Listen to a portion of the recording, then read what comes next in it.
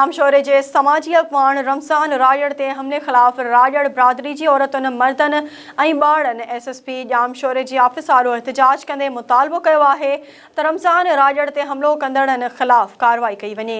एहतजाज कंदे हुननि इल्ज़ाम हयो त उस्मान राजड़, तालिब राजड़, इरफान राजड़, इमरान राजड़, दीदार राजड़, कामरान राजड़ ऐं ॿियनि फायरिंग करे कुहाड़ियुनि लठियुनि सां रमज़ान जी ॼंघ कटे छॾी। एहतजाज कंदड़नि जो चवणु हो त कुझु ॾींहं अॻु हमले आवरनि जामशोरे जे समाजी अगवान रमज़ान राजड़ ते लठियुनि ऐं कुहाड़ियुनि सां हमलो करे फायरिंग कई ऐं कुहाड़ियुनि सां संदसि टंग कटे खैस उछलाए विया। हुननि आला इख्तियारनि खां मुतालबो कयो त हमलो कंदड़नि खे गिरफ़्तार कयो वञे। जामशोरो ज़िले में पुलिस तरफ़ां इश्तिहारी ॾोहारियुनि तोड़े मंशियात फ़रोशनि ख़िलाफ़ क्रैकडाउन करण जो फ़ैसिलो करे वरितो। ज़िले में मुक़रर नए SSP जामशोरो डॉक्टर फ़ारूक रज़ा जी सदारत हेठि अहम इजलास SSP ऑफिस में कोठायो वियो। इजलास में ज़िले जे समूरनि DSPs ऐं SHOs शिरकत कई। इजलास में फ़ैसिलो कयो वियो त ज़िले में समूरनि इश्तिहारी ॾोहारियुनि तोड़े मंशियात फ़रोशनि खे गिरफ़्तार करे क्रैकडाउन शुरू करण जो फ़ैसिलो कयो वियो। जखमाबाद में ठुलभर सांपी सेक्शन थाणे जे चटो बंगलाणी में कारे इल्ज़ाम हेठि क़त्ल थियल औरत जे वारसनि कातिलनि जी गिरफ़्तारी लाइ DC चौक ते टायरनि खे बाहियूं ॾेई एहतजाजी मुज़ाहिरो करे धरणो हयो।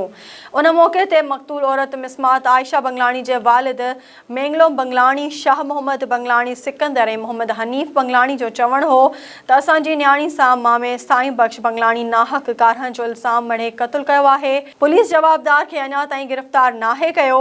नई वरी को केस दाख़िल थियो आहे। असां सां इंसाफ़ कयो वञे। जवाबदार खे जल्द ई गिरफ़्तार करे संदसि मथां नाहक क़त्ल जो केस दाख़िल कयो वञे। हैदराबाद में सिंध हारी कमेटी पारां बाबा सिंध हैदर बख़्श जतोई जी 53 वरसी जूं तयारियूं मुकमल कयूं वयूं आहिनि। सिंध जे सान्यहवंदनि, अदीबनि, दानिश्वरनि, सियासी समाजी अगवाननि समेत सहाफ़ियुनि खे दावतनामा पहुची विया आहिनि। सिंध हारी कमेटी जे सरबराह कामरेड अकबर ख़ान जतोई पारां हिन साल बि वरसी जो प्रोग्राम खथड़ टंडो मोहम्मद ख़ान में रखियो वियो आहे।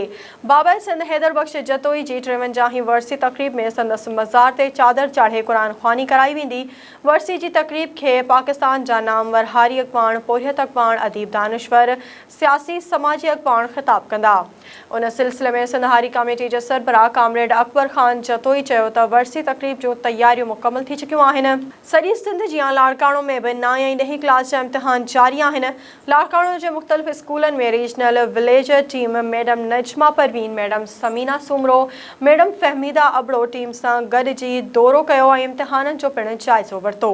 उन मौक़े ते madam Najma Parveen, madam Fahmida Abro media सां ॻाल्हाईंदे चयो त कापी कंदड़नि खे कंहिं बि सूरत में बख़्श न कयो वेंदो। उन मौक़े ते गवर्नमेंट हाई स्कूल किहर हेड मास्टर एजाज़ अली भट्टी, IBA मैनेजर मैडम ज़मर्द ऐं ॿिया पिणु मौजूदु हुआ।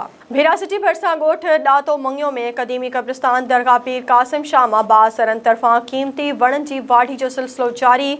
समाजी अगवान हाफ़िज़ शाह मोहम्मद सियाल जो चवणु आहे त बासरनि अब्दुल अलीम सोलंगी ऐं ॿियनि क़ब्रिस्तान में लखे रुपयनि जी मालियत जा वण कटराए छॾिया आहिनि। मामले जो नोटिस वठी बासरनि ख़िलाफ़ कार्रवाई कई वञे।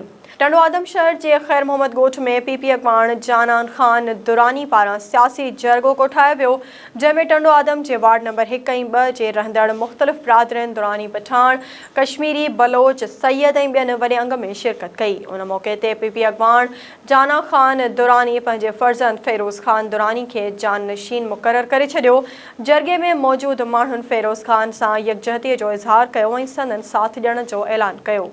भेरा रोड में बासरनि जी ज़ियादतुनि ख़िलाफ़ मोहम्मद देरो, वासिन मोहम्मद, मिठल पीरज़ादो, मोर पीरज़ादो ऐं ॿियनि एहतजाज कंदे चयो त 6 एकड़ ज़रई ज़मीन ते कब्ज़े जी कोशिश दौरान बासरनि हमलो करे संदनि 10 माण्हुनि खे ज़ख़्मी कयो आहे। केस दाख़िल हुअण बावजूदि पुलिस जवाबदारनि ख़िलाफ़ कार्रवाई करण लाइ तयारु नाहे। मामले जो नोटिस वठी इंसाफ़ कयो वञे। शहदाद कोट में जमात इस्लामी के कारकुनन सिराजुल हक मथां हमले ख़िलाफ़ डॉक्टर इम्तियाज़ शेख, मोहम्मद इब्राहिम दायो ऐं ॿियनि जी अॻवानी में एहतजाजी रैली कढी कोटू मोटू चौक ते धरणो हयो। एहतजाज कंदड़नि जमात जे अमीर सिराजुल हक मथां हमले जी मज़म्मत कंदे फौरी तौर जवाबदारनि खे गिरफ़्तार करण जो मुतालबो कयो आहे। मातली में पारस शाह जे क़त्ल केस जे इल्ज़ाम हेठि गिरफ़्तार थियल मातली वासी इसरार शाह जी आज़ादी ऐं अदालती इंक्वायरी कराइण लाइ सैयद बिरादरी ऐं सियासी समाजी तंज़ीमुनि पारां फुलकारा चौक खां बस स्टॉप इंसाफ ताईं रैली कढी वई। उन मौके ते अॻवाणनि असलम महदो ज़ुल्फ़कार शाह व सवारनि खां मुतालबो कयो त पारस शाह जे क़त्ल केस जी अदालती इंक्वायरी कराए इंसाफ कयो वञे। तलहार भरिसां बावानी शुगर मिल्स बाईपास वटि तेज़ रफ़्तार चिंची रिक्शा कार खे बचाईंदे खाहीअ में किरी पई, जंहिं जे नतीजे में 5 साला अरशद ऐं 45 साला आचार्य ज़ख़्मी थी पिया, जिन खे नाज़ुक हालत में अस्पताल दाख़िल कयो वियो आहे। डोकरी भरिसां ॻोठ ग़ुलाम हुसैन बुटवासी इरशाद अली बुट सोटनि जी ज़ियादतुनि ख़िलाफ़ एहतजाज कंदे चयो त मोरूसी मिल्कियत ते सोटनि निसार अहमद बुट, दुर मोहम्मद बुट ऐं ॿियनि कब्ज़ो करे वरितो आहे। आवाज़ उथारण ते खैर मौतमार धमकियूं ॾिनियूं पई वञनि। मामले जो नोटिस वठी इंसाफ कयो वञे। सकरन में शहरी एक्शन कमेटी जे अॻवाणी नाले वारे वकील मरहूम सिराज अहमद मक्सी जे फर्ज़ंद इरशाद अली मक्सी पंहिंजे घरवारी मिसमात हमीदा ऐं 2 ॿारनि सां गॾिजी प्रेस कॉन्फ्रेंस कंदे इल्ज़ाम हयो आहे त संदसि भाउ अदनान अहमद मक्सी वालिद जी गॾियल मिल्कियत ते कब्ज़ो करे भुॻड़नि जी मुठ विकिरो करे रहियो आहे। आवाज़ उथारण तां खैर मौतमार धमकियूं ॾिनियूं पई वञनि। मामले जो नोटिस वठी इंसाफ कयो वञे।